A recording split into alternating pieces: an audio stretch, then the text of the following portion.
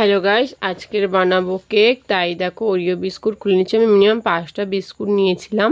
তো বিস্কুটগুলো দেখো আমার প্রায় খোলা কমপ্লিট। চলো এগুলোকে পুরো ক্রিমগুলো ছাড়িনি। ক্রিম ছাড়ানোর পর বিস্কুটগুলোকে আমি একটু ভেঙে নিয়েছি। ভাঙার পরে দেখো গাইস আমি পুরো গুঁড়ি করে নিয়েছি, কারণ গুঁড়িটাকে একটু চেলে নিতে পারলে খুবই ভালো হয়।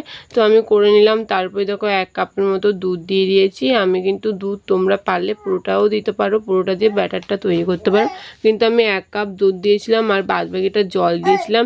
এক হাতে ভিডিও আর এক হাতে কেক বানাচ্ছিলাম বলে আমার খুব অসুবিধা হচ্ছিল, তাই তোমাদেরকে পুরো ভিডিওটা করে দেখাতে পারিনি। অল্প অল্প করে কেটে কেটে কেটে কেটে দেখিয়েছি।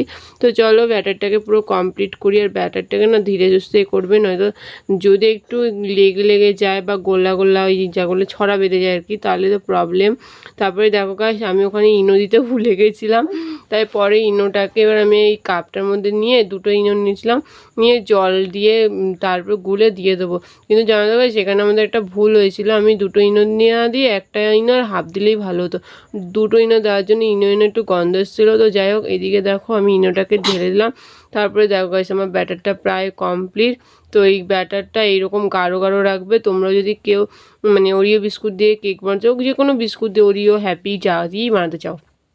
তারপরে দেখো আমি পরে এখানে চিনির গুঁড়ি দিয়ে দিয়েছিলাম। চিনির গুঁড়ি দেওয়ার পরে ভালো করে ব্যাটারটাকে করে এখানে দেখো এই স্টিলের গামলাটা প্যান যাকলে সসপ্যান, তার মধ্যে আমি কেকটাকে ভালো করে বসিয়ে ভালো করে নেড়ে চড়ে নিচের দিকে বসিয়ে দিয়েছি।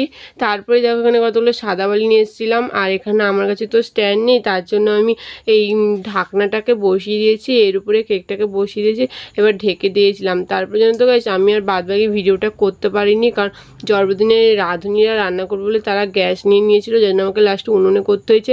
তাও দেখো আমি তোমাদেরকে একটু দেখিয়ে দিলাম যে দেখো কত সফট হয়েছে, আমার আঙুলগুলো পুরো ডেবে যাচ্ছে ভিতরে।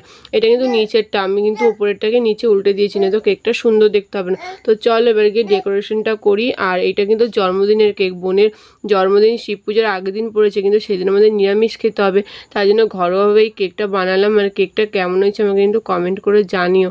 তো যাই হোক, তোমরা ওই ভিডিওটা তোমরা ওই কেক বানাতে পারো। আজকে ভিডিওটা এই পর্যন্ত, টাটা।